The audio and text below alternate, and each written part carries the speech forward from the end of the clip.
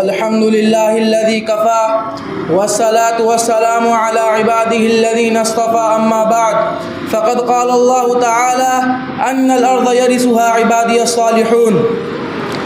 جب سر میں ہوائے طاعت تھی سر سبز و شجر امید کا تھا. جب سر میں ہوائے طاعت تھی سر سبز و شجر امید کا تھا. جب سر سر عصیاں چلنے لگی اس پیڑ نے پھلنا چھوڑ دیا.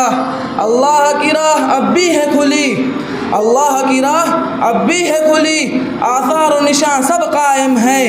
اللہ کی راہ اب بھی ہے کھلی, آثار و نشان سب قائم ہیں.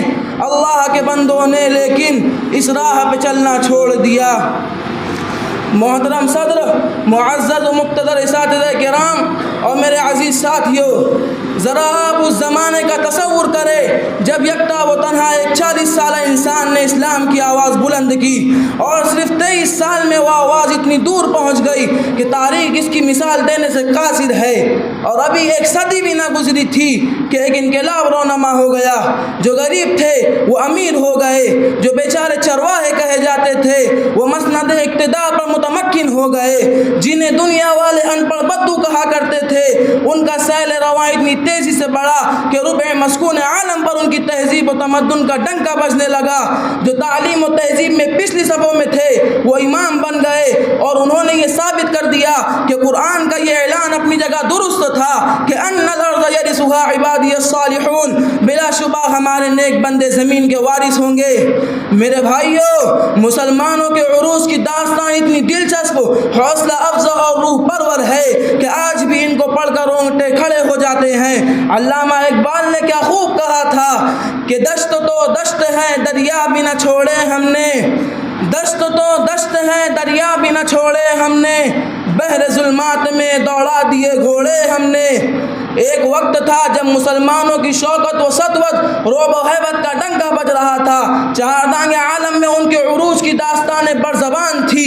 وہ نیک تھے, راست باز تھے, صاحب صلاحیت تھے, موجد تھے, محقق تھے, علم دوست تھے, اور سب سے بڑی بات یہ تھی کہ ان کے دلوں میں خدا اور رسول سے اتنی محبت تھی کہ جتنے وہ اپنی مال و دولت اہل و عیال سے بھی نہیں کرتے تھے.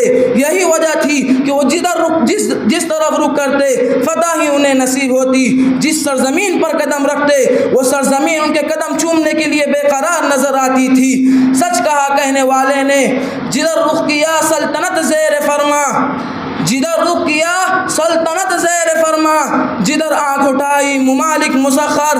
مگر آج وہی قوم ذلیل و خوار ہو رہی ہے, وہی اسلام کے نام لیوا پیدر پہ شکست کھا رہے ہیں. چین سے لے کر افریقہ کے ساحلوں تک جہاں دیکھیے مسلمان زندگی کے میدان میں شکست کھاتا چلا جا رہا ہے. آخر کیوں؟ کیا کبھی ہم نے اس کو بھی سوچا ہے؟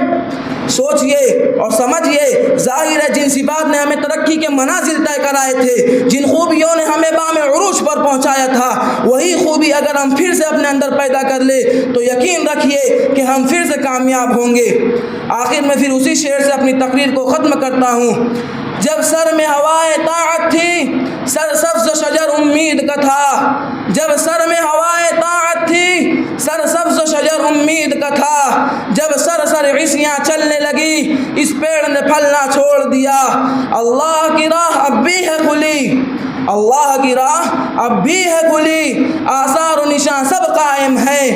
اللہ کی راہ اب بھی ہے کھلی, آثار و نشان سب قائم ہیں. اللہ کے بندوں نے لیکن اس راہ پہ چلنا چھوڑ دیا. وما علینا الا البلاغ.